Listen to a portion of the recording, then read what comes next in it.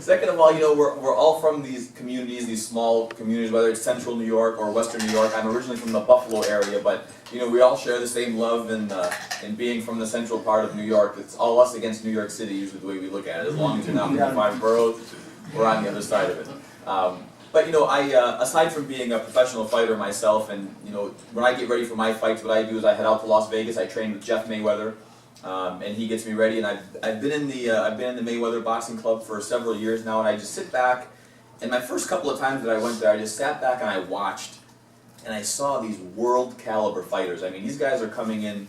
I'm sure many of you that follow the 24/7 HBO series, the Showtime All Access series, you see these clips of whether it's Floyd Mayweather Jr. or some of the world caliber champions. Last night there was a heavyweight championship fight that the gentleman trained out of the MayWeather Boxing Club.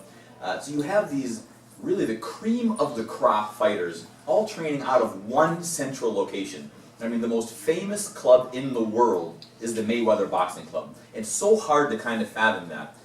And the reason why that is, and we were just in the back doing a news interview, and Floyd Sr. had mentioned something.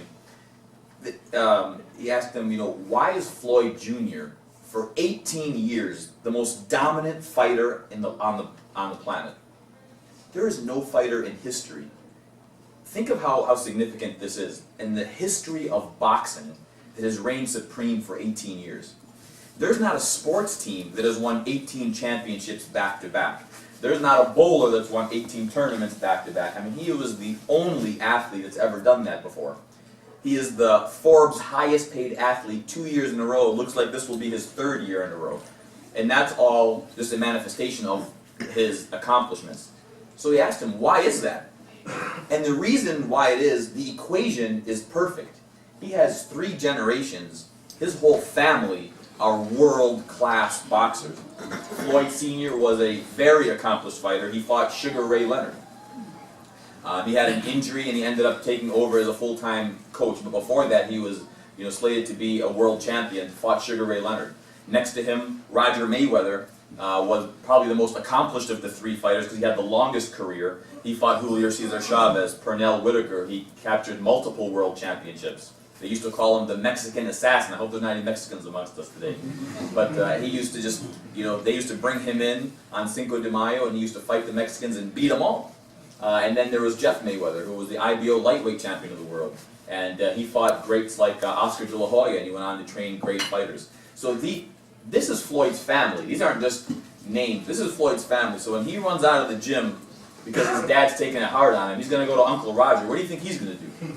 Or he goes to Uncle Jeff. What do you think he's going to do? Floyd had no choice but to be destined for greatness. And if you ever do a little bit of research, you'll see baby pictures of Floyd in the gym. Literally, and Jeff was, Floyd was saying it, on a stool, reaching up for the speed bag. He grew up in the gym.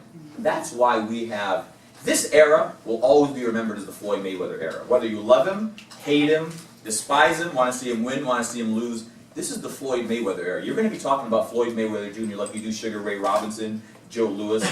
People will be talking about that. And the reason for that are these 3 gentlemen here on the right.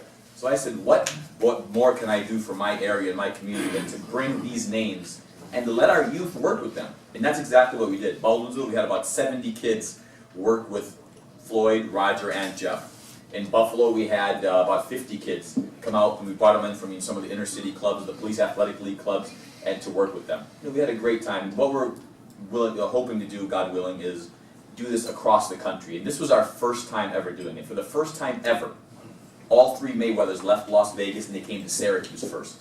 That's historic.